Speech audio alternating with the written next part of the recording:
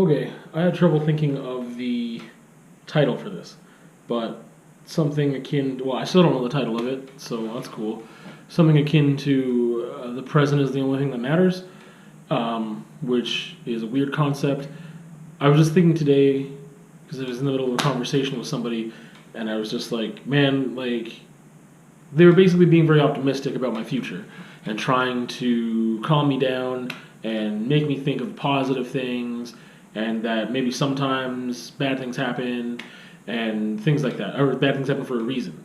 Uh, so that it creates opportunity for new things later, blah, blah, blah, blah, things we've all heard. I'm not trying to dismiss what they were saying.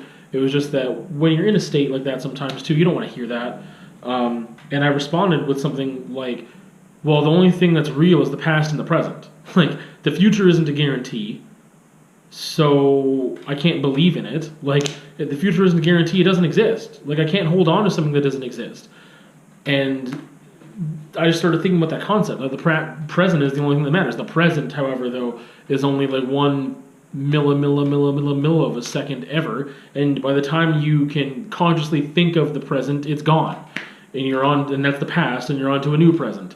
So that's a whole weird thing. But I was just thinking, like, yeah, like the future, man, future possibilities matter. Preparing yourself for the future matters. Of course it does. But it's really difficult to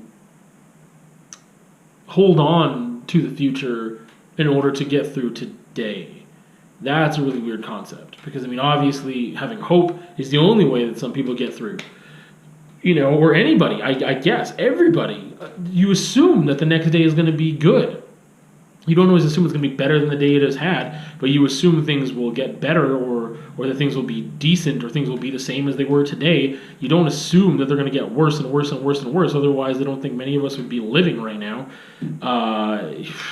Like, that would take a toll for sure. This is why some people choose to die by their own hand, you know?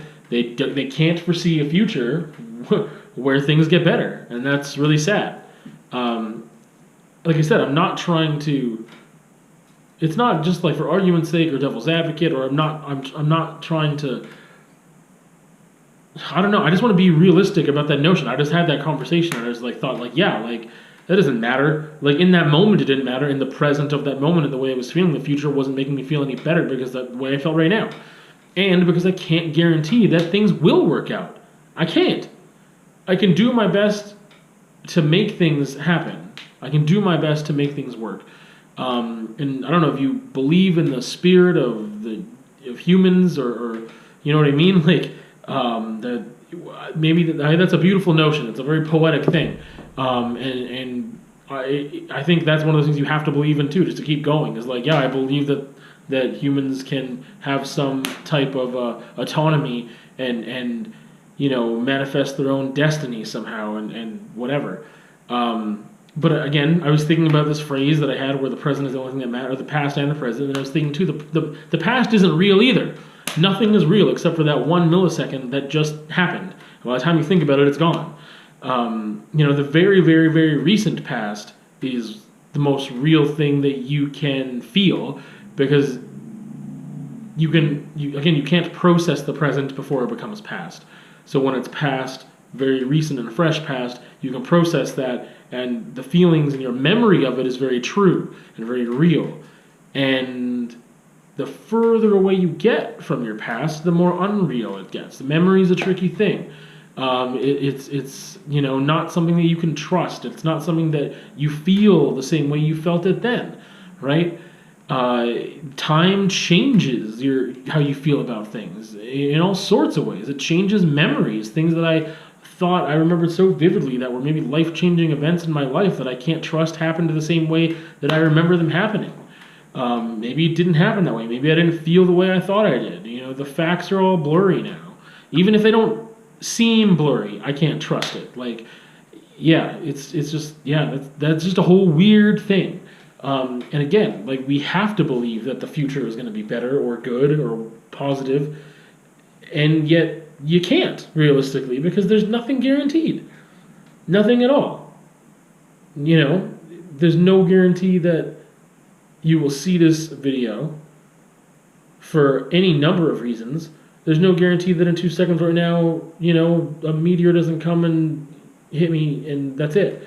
Or that I just drop dead. I don't know. That stuff scares me because I'm scared of mortality. But I mean, like, that's, I wasn't taking it that far in my original conversation. It was just the fact that, look, that doesn't make me feel better right now because the future is, what is that? I can't hold on to that. There's nothing concrete to hold on to. And, holding on to the past isn't good either. I mean, that's not always an indicator of the future. Like, patterns and repetition of certain events happening doesn't always mean it's going to happen that way. And I'm aware of that too. And the present was the only thing you could grasp onto in that moment, which for me was the feeling that I was feeling until the feeling changed. I was feeling my feeling, and the feeling eventually was gone, and that's it. Like, I don't know what else to say about that. Yeah. It was just a thing, again, just an interesting moment that I had in saying that and made me think about it more. What can I hold on to? Like we have to choose to hold on to something. We have to suspend belief, not suspend belief. We have to suspend reality by choosing to believe. It's like choosing to have faith, right? Like there's this whole notion of how we can't, faith. Like we believe, we make plans for the next day, believing that they're going to happen or that we're going to be around to see them through, right? Like we have faith that we will live for another few minutes. Otherwise, we wouldn't be doing anything. What would be the point? Or maybe, no, that's dumb. That's a dumb statement because we'd be doing stuff because we couldn't know if we're going to be alive in the next few minutes. But we'd be doing different things, right? But we suspend reality in a way because we have to. It's like how your brain chooses to ignore that you have a nose. Somehow that just happens. Like your brain chooses to ignore the visual of your nose on your face so that when you are looking at stuff, you don't see it. Unless you start talking about it and it's like the pink elephant in the room that you can't not think about. Your mind just has to suspend this.